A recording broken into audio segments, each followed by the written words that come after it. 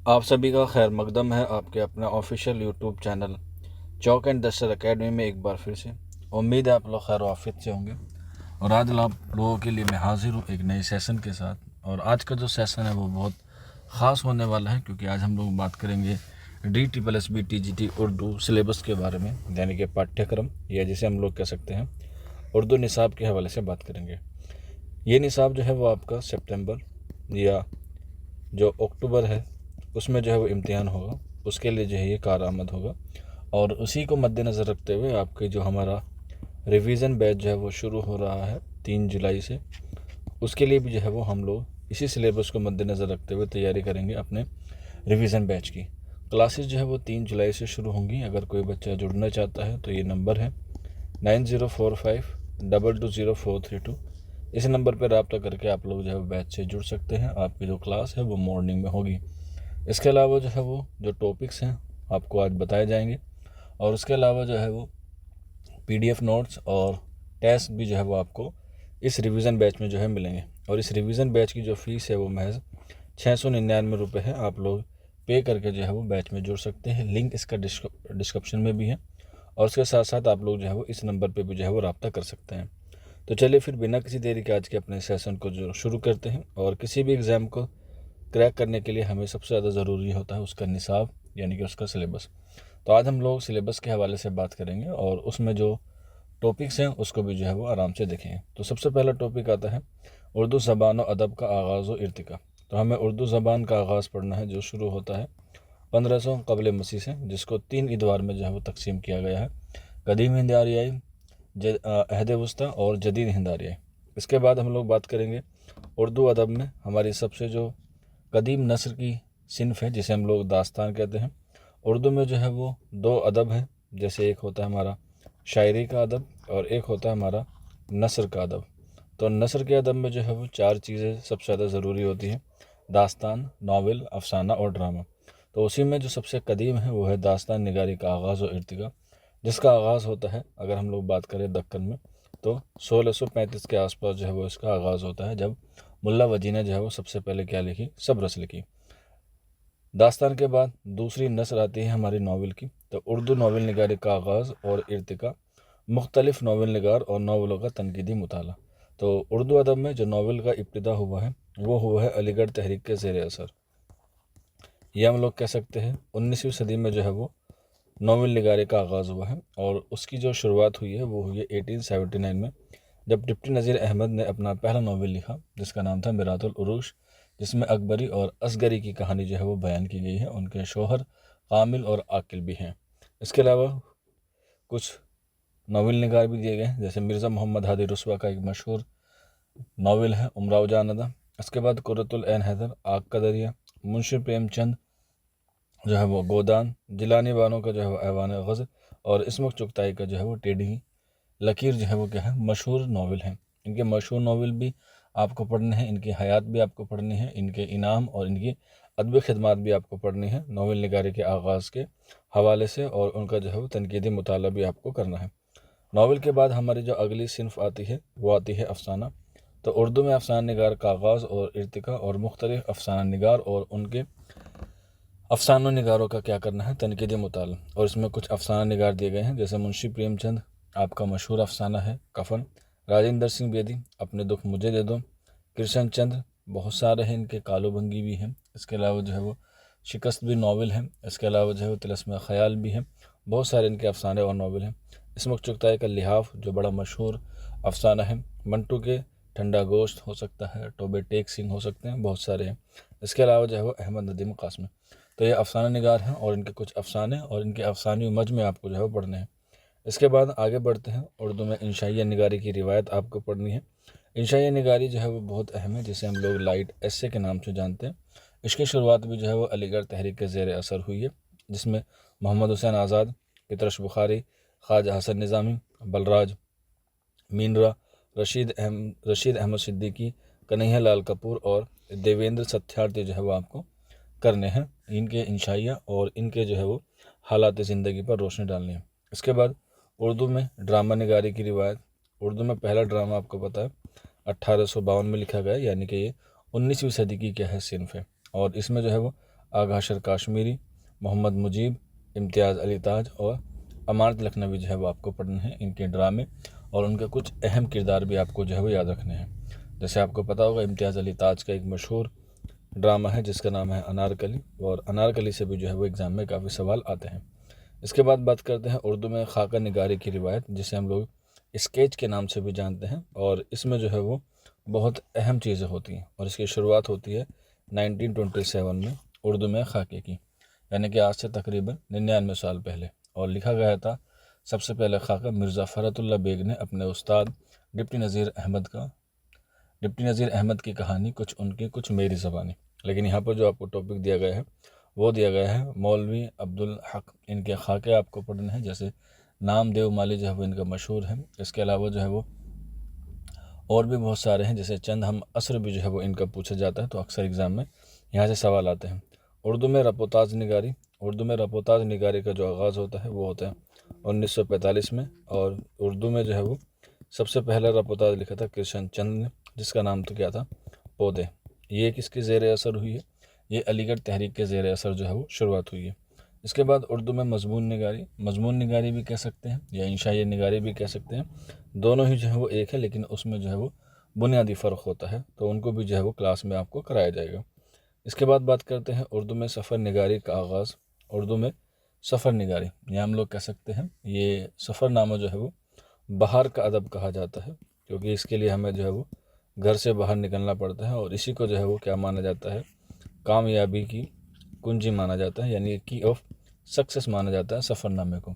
اور آپ کو معلوم ہوگا کہ اردو ادب میں جو پہلا سفر نامہ لکھا گیا وہ 1847 میں جو ہے وہ لکھا گیا ہے۔ آپ نے پڑھا بھی ہوگا، آپ نے جو ہے اس کے بارے میں دیکھا بھی ہوگا۔ اس کے بعد بات کرتے ہیں سوانح نگاری کی ابتدا ہوئی ہے 1886 میں، 1886 میں، اور اس کے جو بانی ہیں وہ ہے الطاف حسین حالی سوانح کے، اور انہوں نے جو سب سے پہلے سوانح لکھی ہے وہ ہے حیات سعدی، جو مولانا سعدی کی جو ہے وہ انہوں نے سوانح عمری لکھی ہے، اور یہ جو ہے وہ ایگزام میں کافی بار آتی ہے۔ اس کے بعد بات کرتے ہیں اردو میں آپ بیتی کی روایت۔ آپ بیتی کہہ سکتے ہیں، یا ہم لوگ کہہ سکتے ہیں خود نویس بھی جو ہے وہ کہہ سکتے ہیں۔ یہ بھی جو ہے وہ آپ کو یاد رکھنی ہے، کیونکہ سوانح الگ ہوتی ہیں اور خود نویس جو ہے وہ الگ ہوتی ہے۔ سوانح بایوگرافی کو کہتے ہیں، یعنی کہ یہ جو ہے وہ کوئی دوسرا انسان کسی کی لکھتا ہے، جبکہ خود نویس جو ہے وہ خود لکھی جاتی ہے، جسے ہم لوگ آٹو بایوگرافی جو ہے وہ کہتے ہیں۔ جیسے اردو میں سب سے مشہور آٹو بایوگرافی جو مانی جاتی ہے وہ مانی جاتی ہے اختر الایمان کی اس آباد خرابے میں، یہ کہہ سکتے ہیں۔ یہ ہوا آپ کا حصہ الف، یا کہہ سکتے ہیں سیکشن اے، جو ہمارا زیادہ تر نثر میں جتنے بھی ٹاپکس تھے ان پر جو ہے وہ روشنی ڈالی گئی تھی۔ اس کے بعد آتا ہے ہمارا حصہ بی، یا کہہ سکتے ہیں سیکشن بی، جو شاعری کا ہے، یا کہہ سکتے ہیں نظم کا ہے۔ تو اس میں ہم لوگ بات کریں گے اردو میں قصیدہ نگاری کا آغاز۔ اگر ہم لوگ دیکھا جائے کہ دنیا کی ادب میں جو سب سے پہلے اصناف قائم کی گئی وہ قصیدہ ہی کی گئی تھی، جو عربی میں ہوئی تھی، لیکن اگر ہم لوگ ہندوستان کی بات کریں تو ہندوستان میں جو ہے وہ سب سے پہلے غزل کا آغاز ہوتا ہے، اور اردو میں پہلا غزل کو شاعر جو ہے وہ ہم لوگ امیر خسرو کو مانتے ہیں، لیکن یہاں پہ پہلا ٹاپک جو ہے وہ اردو میں قصیدہ نگاری کا آغاز دیا گیا ہے۔ آغاز پڑھنا ہے، فن پڑھنا ہے، اجزائے ترکیبی پڑھنے ہیں، اور ان میں جو ہے دو ٹاپکس دیے گئے ہیں، یا کہہ سکتے ہیں دو قصیدہ نگار دیے گئے ہیں، جن کا نام ہے سودا اور ذوق۔ اس کے بعد بات کرتے ہیں اردو میں مثنوی نگاری کا آغاز اور ارتقاء، اور اس کے جو ہے وہ مختلف مثنوی کا جائزہ لینا ہے۔ مختلف مثنوی سے مراد ہیں جیسے قدم راؤ پدم راؤ، بکٹ کہانی، اس کے علاوہ جو ہے وہ سحر البیان، گلزار نسیم، ابن نشاطی کی ہے، پھول بن، علی نامہ، پرت نامہ، ان سب کے جو ہے وہ آپ کو بارے میں پتہ ہونا چاہیے، لیکن کچھ پرٹیکولر الگ سے دی گئی ہیں، جیسے سحر البیان جو ہے وہ میر حسن کی ہے، گلزار نسیم جو ہے وہ دیا شنکر نسیم کی ہے، اس کے علاوہ زہر عشق جو ہے وہ شوق لکھنوی کی ہے۔ یہ آپ کو جو ہے وہ کور کرنی ہے تینوں مثنوی۔ مثنوی کے بعد آتا ہے اردو میں مرثیہ نگاری کا آغاز اور ارتقاء، اور مختلف مرثیہ نگاروں کا تنقیدی مطالعہ۔ تو یہاں پہ بھی دیے گئے ہیں الطاف حسین حالی، میر انیس اور مرزا دبیر، ان کی حیات، ان کی ادبی خدمات، اور ان کے مرثیے، اور ان کے مرثیے کی جو ہے وہ خصوصیت۔ جیسے الطاف حسین حالی نے جو ہے وہ 5 مرثیے لکھے ہیں، تو کن کن کے لکھے ہیں یہ آپ کو پتہ ہونا چاہیے۔ اس کے بعد اردو میں غزل کا آغاز اور ان کے مختلف غزل کو کا جو ہے وہ تنقیدی جائزہ لینا ہے۔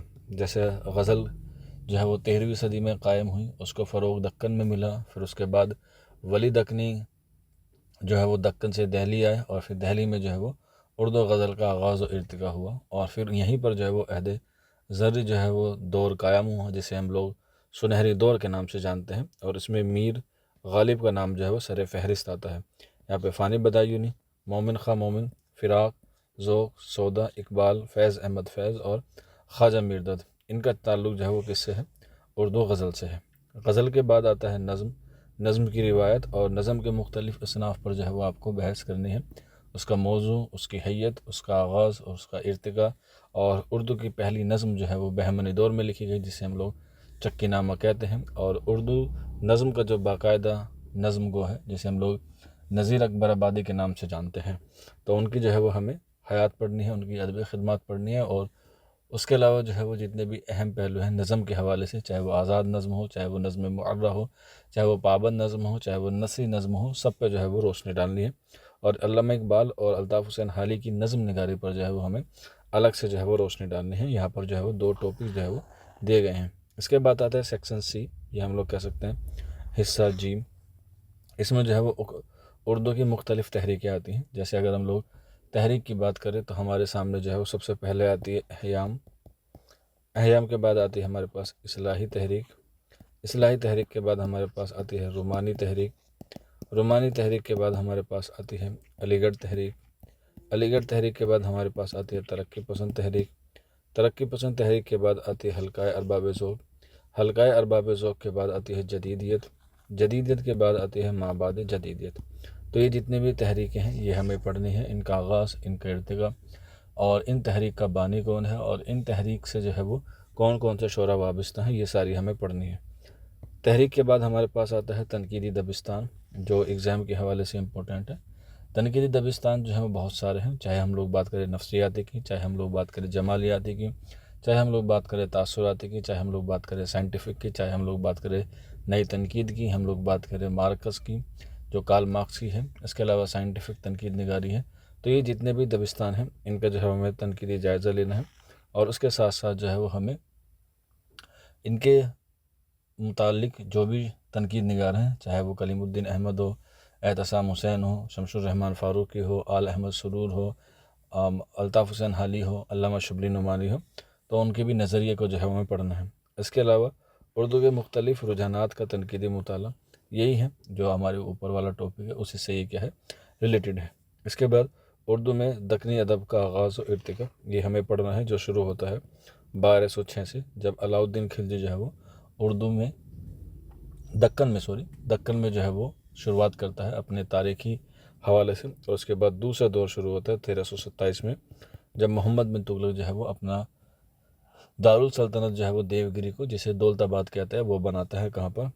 دکن میں، اور اس کے بعد یہیں پر شروع ہوتا ہے 1347 پہ بہمنی دور، جہاں سے جو ہے وہ اردو میں یہ کہہ سکتے ہیں دکن میں جو ہے وہ اردو ادب کا آغاز ہوتا ہے، اور پھر بہمنی سلطنت 5 ادوار میں تقسیم ہو جاتی ہے، جس میں قطب شاہی، عادل شاہی، اماد شاہی، نظام شاہی اور برید شاہی جو ہے وہ آتے ہیں، اور پھر اسی طریقے سے ترقی کر کے جو ہے وہ دکن میں جو ہے وہ اردو ادب کو جو ہے فروغ ملتا ہے، اور یہی کیا ہے ہمارا آخری ٹاپک ہے ہمارے اس سلیبس کا۔ تو یہ سلیبس ہے جو آج ہم نے ڈسکس کیا، امید ہے آپ کو سمجھ میں آیا ہوگا۔